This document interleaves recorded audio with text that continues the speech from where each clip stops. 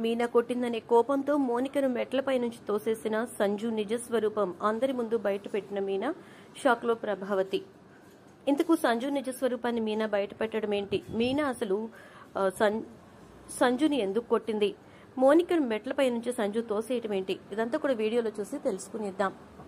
గుండె నిండా గుడిగంటలు రాబోయే ఎపిసోడ్స్ లో జరగబోయే కథను ముందుగా తెలుసుకోవడానికి వీడియోని లైక్ చేసి ఛానల్ సబ్స్క్రైబ్ చేసి పక్కనే ఉన్న బెల్ ఐకాన్ లో ఆల్ ట్యాప్ చేయండి.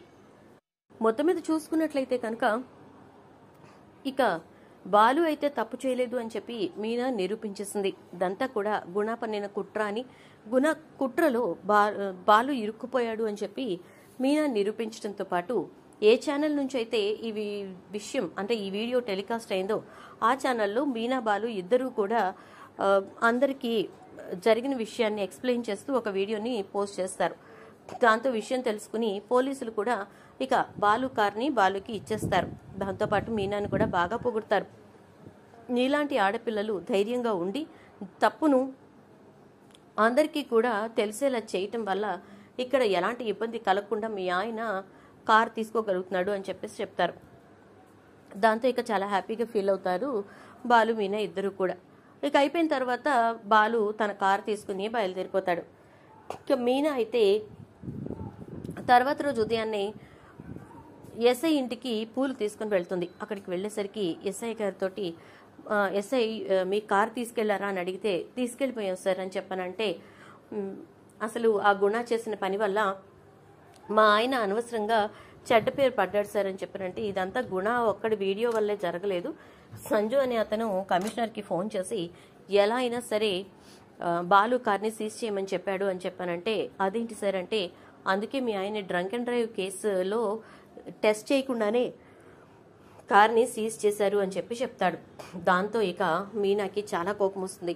ఇదంతా సంజు చేసిన పని అని చెప్పేసి వెంటనే అక్కడి నుంచి బయలుదేరి డైరెక్ట్గా మౌనిక వాళ్ళ ఇంటికి వెళ్తుంది.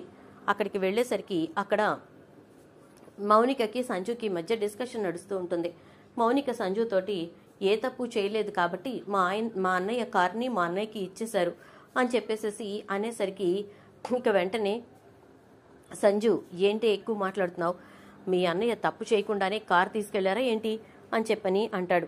దాంతో ఇక వెంటనే ఇటు నుంచి మౌనిక అయితే అవును మా అన్నయ్య ఏ తప్పు చేయకుండానే తీసుకెళ్లారు అందుకే తీసుకొచ్చి ఇచ్చేశారు అని చెప్తుంది.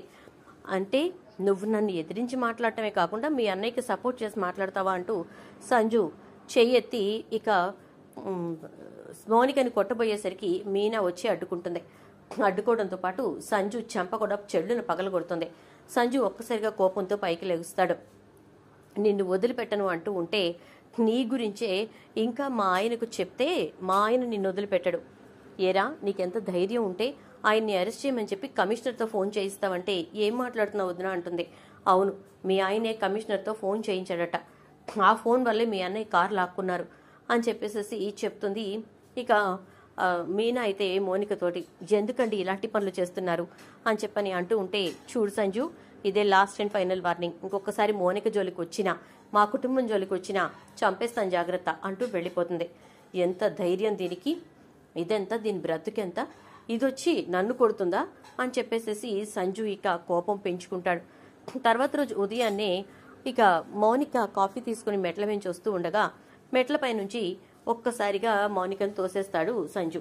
దాంతో కింద పడిపోయిన మౌనికకు తలకు దెబ్బ తగులుతుంది. మౌనిక ఒక్కసారిగా అమ్మ అంటూ అరిచేసరికి పడ్డావా, దెబ్బ తగిలిందా, ఏంటి అమ్మ అని అరుస్తున్నావు, ఏడుపు వస్తుందా, అన్నా అని అరవాలి కదా అంటూ మాట్లాడుతూ ఉంటే నీలాంటి శాడిస్ట్ని పెళ్లి చేసుకున్నందుకు నాకు ఇలాంటి శాస్తి జరగాల్సిందే. మా అన్నయ్య ఎంత చెప్పినా వినకుండా నేను నీలాంటి వాడిని పెళ్లి చేసుకోవటం నేను చేసిన తప్పే అని చెప్పేసి ఇక ఏడుస్తూ ఉంటుంది మౌనిక. అయితే అలా ఏడుస్తున్నటువంటి మౌనికకు రక్తం కారిపోతూ ఉంటే ఏం పట్టించుకోకుండా వెళ్ళిపోతాడు సంజు. ఇక మౌనిక నిదానంగా బయలుదేరి హాస్పిటల్కి వెళ్ళి కట్టించుకుంటుంది. అక్కడికి పూలు ఇవ్వడానికి వచ్చినటువంటి మీనా మౌనికను చూసి ఏం జరిగిందని అడుగుతుంది. ఏం లేదులే వదినా అంటూ చెప్పే ప్రయత్నం చేస్తుంది మౌనిక. కానీ ఏం జరిగిందో నేను ఊహించగలను, నేను కొట్టానని వాడు ఆ కోపాన్ని నీ మీద ఎలా ప్రదర్శించాడు కాదు అంటూ ఇక మౌనిక అయితే మీనా అయితే మోనికను తీసుకుని డైరెక్ట్గా ఇంటికి వెళ్తుంది.